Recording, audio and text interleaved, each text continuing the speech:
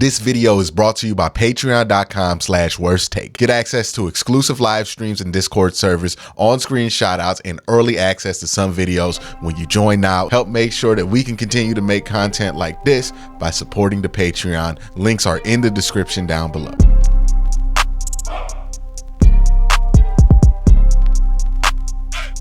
Don't you feel like the only team in the NFL that has salary cap issues? Like, it feels like it's the Browns. Like, I feel like every other team, nobody talks about their salary cap issues. Hell, nobody else in the AFC North, people talk about their salary cap issues. But boy, when it comes time to talk about the future of the Browns salary cap spot with Deshaun Watson, like, oh, people lose their mind for that. You know, Lamar Jackson has 2 cap hits in his contract without being restructured, mind you, that hit naturally at $72 million, which means if they do give him a restructure, it's going to go on top of that. Like, we could be talking about Lamar Jackson potentially having an $85 million cap hit in 2026.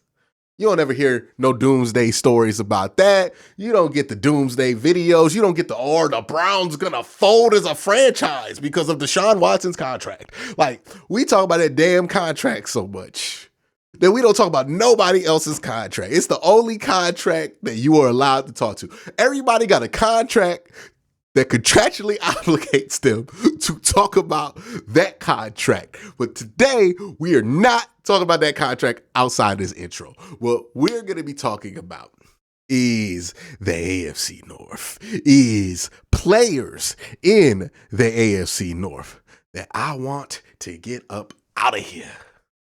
Gotta go.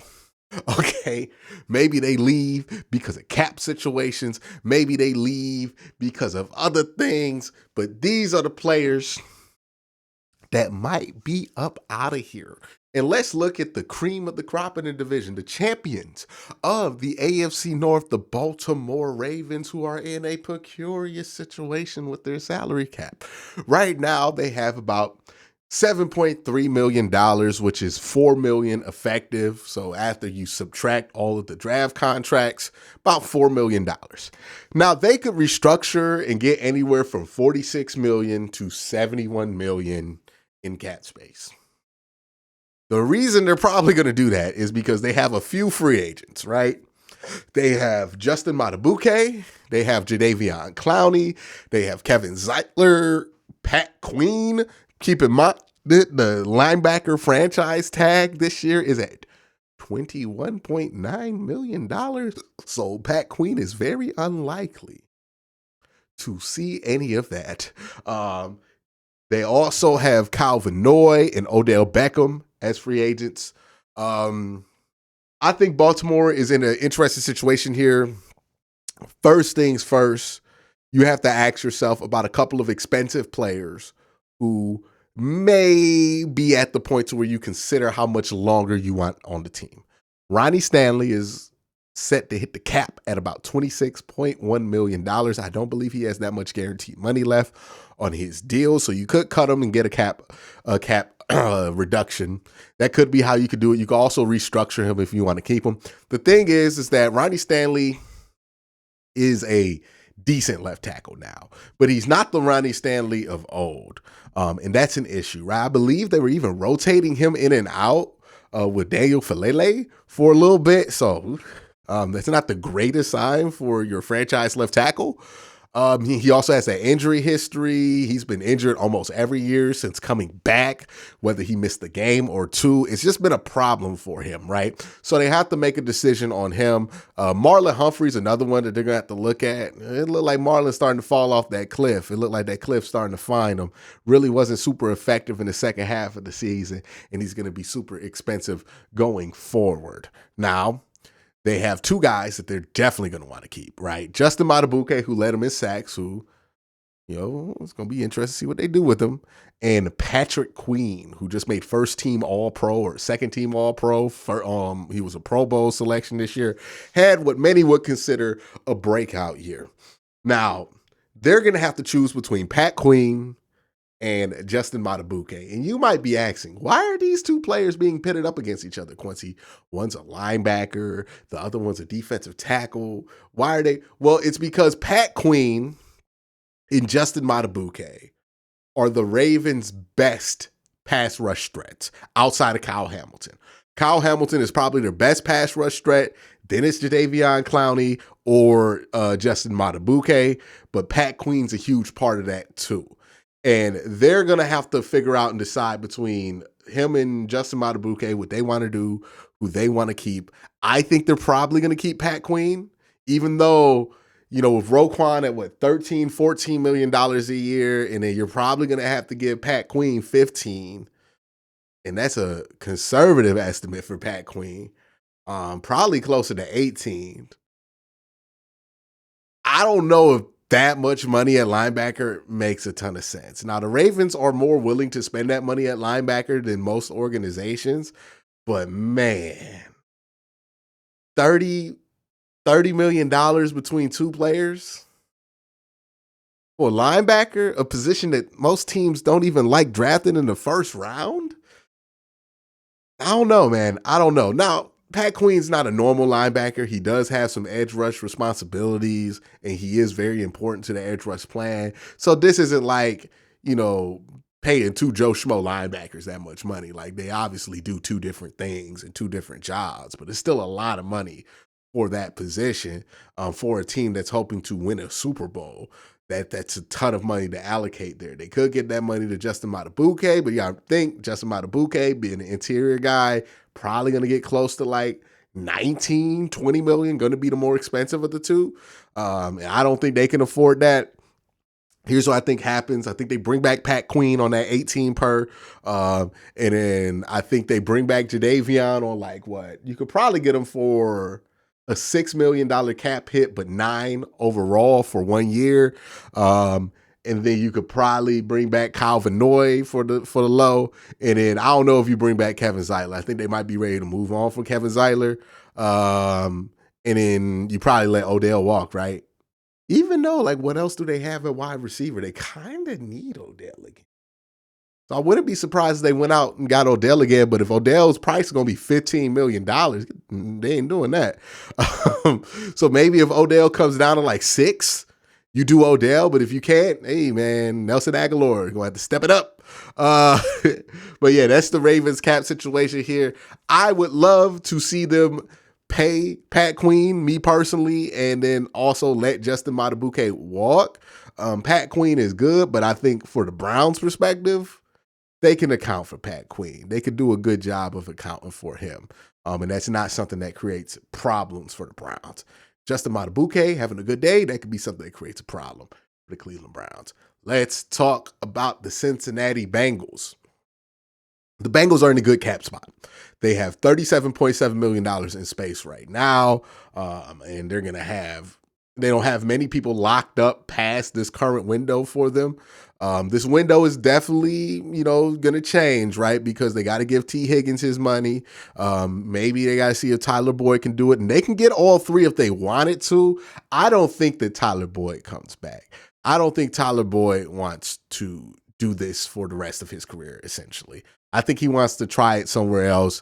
I think he's definitely a candidate to sign a short-term deal somewhere else and try to kind of re-up on his value, because I think his value got minimized being the third guy there in Cincinnati. And I think he's trying to get something, closer to that $15, $16 range a year, or even 20. I think he's even trying to get close to that 20 range.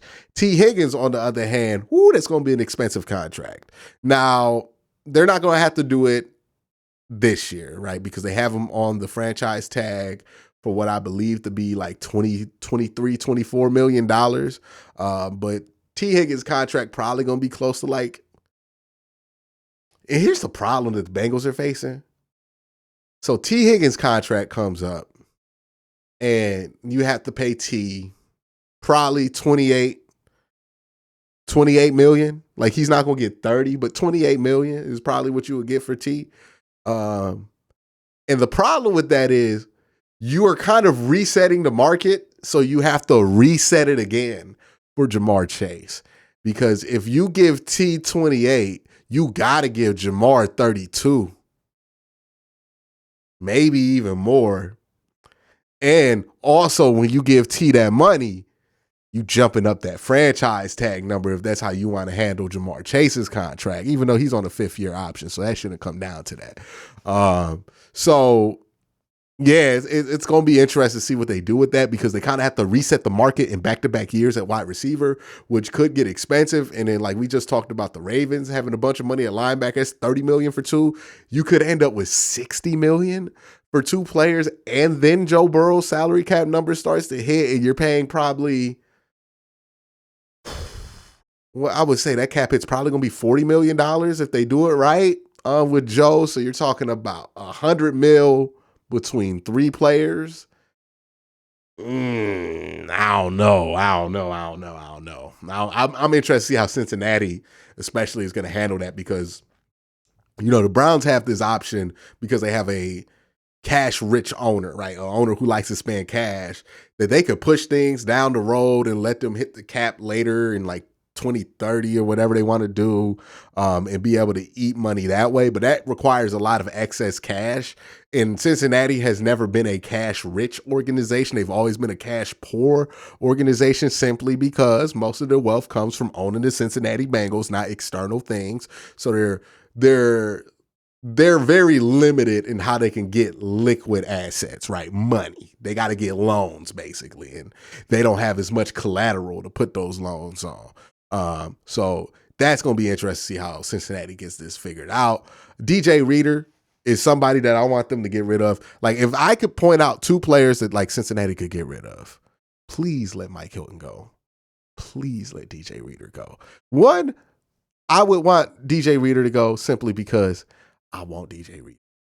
I want him on the Browns. I think he would fit perfectly next to Dalvin Tomlinson, and it would be pretty affordable too. So DJ Reader, I would love to have him in brown and orange. Please let him go. Tyler Boyd, probably gone. That doesn't really move the needle for me either way. I mean, Mike Hilton, because Mike Hilton just be making plays every once in a while. It'd be annoying. He's just one of them dudes that makes plays. So I would like to see him gone as well. Now let's move on to Pittsburgh. And I got one name circled on this list. And I'm going to tell you, I've been having this damn name circled on this list my entire life. The player that I want to get out of the AFC North finally, Cam Hayward, man. I have been praying for the day that Cam retires. Like, hopefully Cam retires. I'm thinking maybe Cam retires, but also Pittsburgh's in an interesting spot because they don't have that much cap space this year. They don't have much maneuverability with that cap space. And if they want to bring in a quarterback, let's say they want to sign Russ, they want to sign Kirk Cousins, well,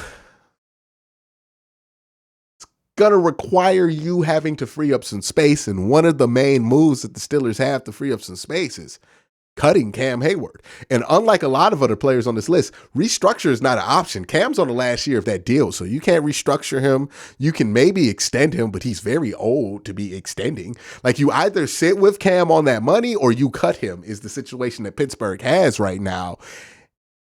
And if they get a big-time if they try to go after a big-name quarterback in free agency, which is outside the realm of what Pittsburgh usually does, but if they decide to get unfamiliar this offseason, well, then Cam Hayward might have to go.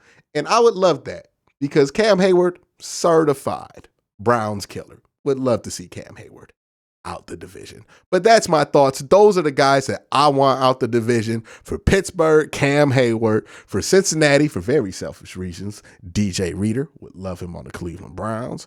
Baltimore, get Justin Madubuike up out of there. And maybe even Marlon Humphrey too. But that's my thoughts. Let me know your thoughts in the comment section down below. Obviously, there are guys like Lamar Jackson and Joe Burrow where I would love for them not to be in the division as well, but they're not going anywhere. They're under very long-term deals. So these are guys that could be out, that I want out, and that I would love to see go. Let me know what you think in the comment section down below. Y'all have a great day. Have a better night. Peace.